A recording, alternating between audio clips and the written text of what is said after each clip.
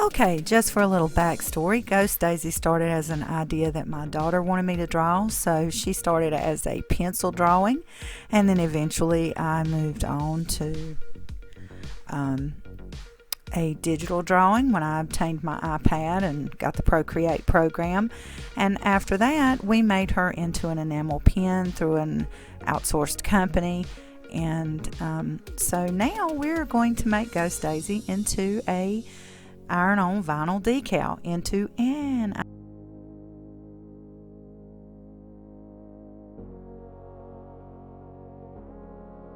Alrighty, so I already have Inkscape opened on my computer. I'm just going to open the image that I want to convert, and of course it'll be in a different place and a different image on your computer.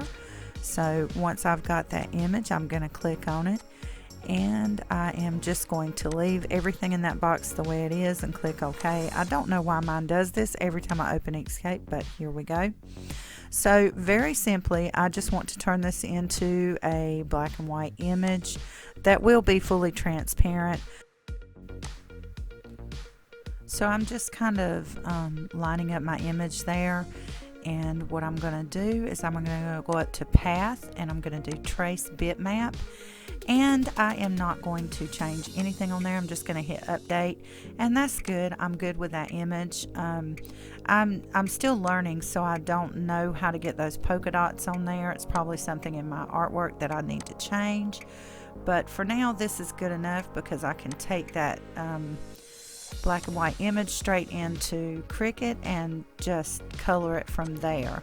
So once I've got this done, what I'm going to do, I'm satisfied with the image, I've deleted the original image, is I'm going to save this as, and you want to click Save As because you're going to have to change a couple of things. First of all, I'm going to change the name to something that's easier for me to find, and then I'm going to drop that box down and I'm going to hit Plain SVG, and then I'm going to hit Save. Okay, so once I've got my image saved, I'm going to open up my Cricut Design Space. I'm going to hit that Upload button.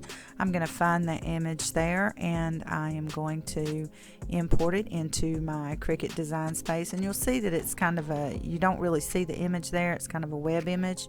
So I'm going to hit Save, and then I'm going to click on that image once again and hit Insert. And once I have inserted the image onto my canvas and my Cricut, I'm going to downsize it just so that I can see it on the screen and play around with it. If you want to make it bigger, you can absolutely do that. I'm just going to make it small so I can put it on that little zippered canvas bag that you'll see in the thumbnail there. So the first thing I'm going to do is duplicate this several times. You need to duplicate it as many times as the number of colors that you need, if that makes sense, and I think it will once you see what I'm doing here. So once I've created several duplicates, I'm going to hit Contour, and in Contour you're gonna hide the pieces that you don't want, and each one's gonna have its own, each color layer is gonna have its own separate image here on the Cricut canvas. And so you'll see here, actually I go back and fix that, but it's still a learning process for me, so I forget some of them, but as long as you haven't hit Make It yet, you can correct that. I kind of forgot Ghost Daisy's little round shadow there at the bottom, on the first black image that I did, but I went back and corrected that once I realized I'd done it. So with each color layer, I'm just basically eliminating the colors that I don't want it to cut on that particular piece. And what I'll do, you'll see me do here, is I will go in and I will change the color for each one so that the Cricut kind of, that lets it know that it's a different piece of vinyl that I'll be cutting, if that makes sense. So you see, like I said, it's a learning process. I forgot her eyeballs and her contours for her nose and thumbs in that little blue piece there, but I'll go back and correct everything so that in the end, once I've got all this set up, it did cut everything correctly. I had every piece the way I wanted it, so yeah. And I just want to remind you all to like, share, and subscribe. And be sure when you subscribe to hit that little bell so you get notified when I upload new videos. I upload sewing, crafting, or cooking tutorials on my channel every Tuesday. And I do Facebook Lives if you would like to join my social media so that you can kind of just keep up with what's up with A Fate So Twisted and just kind of hang out and chit chat and talk about future video plans, channel plans, business plans that I have, and all kinds of fun stuff going on my Facebook page and my Instagram. And I'm also on TikTok, so anywhere you want to find me, just look for A Fate So Twisted and come join me. So now that I've got all the pieces created that I need to make my little ghost daisy, I'm going to hit make it, and I'm going to be sure that every mat is mirrored. You want to make sure that's mirrored, especially if you're doing any lettering or anything, but I just always mirror these for the HTV vinyl of the HTV because you are putting it on the mat backwards, so you know it can get confusing if you don't mirror it. And I'm going to be doing everyday iron on as my material that I'm using. You'll see that here. And I'm just going to let this play through, and you can see how I load each piece onto the mat. And I don't do video of me loading on the Cricut. It's just, that's a whole lot of filming there because my Cricut is under my table here. But I'll show you each mat when I load it and how I'm going to put it on the bag once I've got it all done. Be sure to check out my description box below. I have a list of my social media links as well as my Etsy shop and a list of materials and items that I may have used in this video or other videos like this one. And you can click on those. Some of those are affiliate links, and I do get a small commission every time something is sold from those links.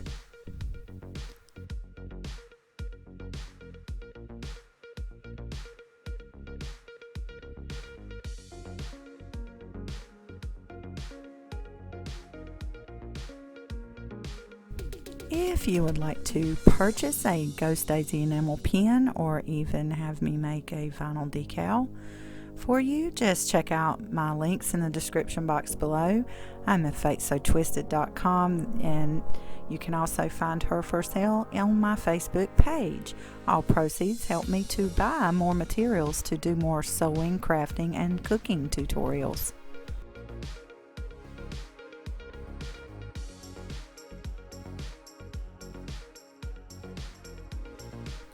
Okay, so now for the fun part, and I really do mean the fun part.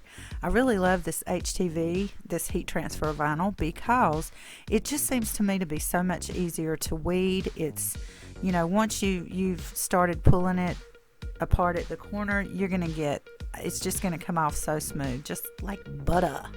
And so once I've got all of these weeded, I will start lining them up, and I'll start from the bottom up, and I will start ironing them onto the canvas bag.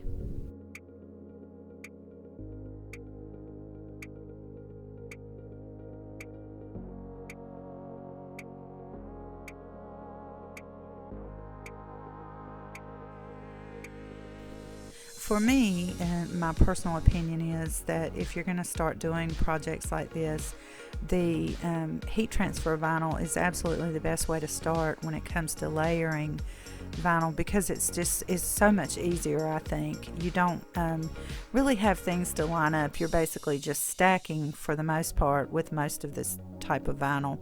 But I am still learning, and that is just my opinion for now. Things might change as I learn more as I go along. So there you have it. There are all of 4 of my pieces, and now I'm just going to start from, like I said, from the bottom up, and I'm going to start pressing these on.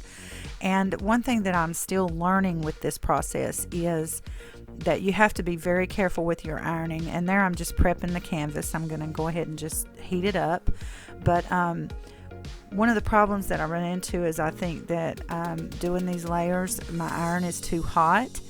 And I've had some trouble with some of the vinyl melting because I'm just getting it too hot with each layer. So my recommendation is to kind of keep your iron a little bit low for the the first layer, and then just kind of progressively heat that iron up a little bit more with each layer, and that way you're not burning it. I did get a little bubbling on the top layer of this, the blue part of Ghost Daisy's little sheet, but what I did was I just popped it with a pen and then pressed it down with a little bit of a low heat, and you couldn't even tell once I did that. So, and this is a cool peel HTV, so you want to wait till it's cooled down a little bit, not cold but cool. So, you know, I just have to learn to be patient and not try to peel it off a couple of minutes after, you know, I've pressed it on there. But anyway, yeah, so this was a really fun process for me. Actually, when I learned to do this, I was so super excited that I just could not wait to show y'all what I was learning. It's my hope that I can start to draw and design my own logos and things, and maybe start a little t-shirt business. So, you know, t-shirts and little bags and things like this. I love drawing and I love creating, and this was so much fun. So I hope y'all enjoyed this little video, and that is it. Little Miss Ghost Daisy is complete.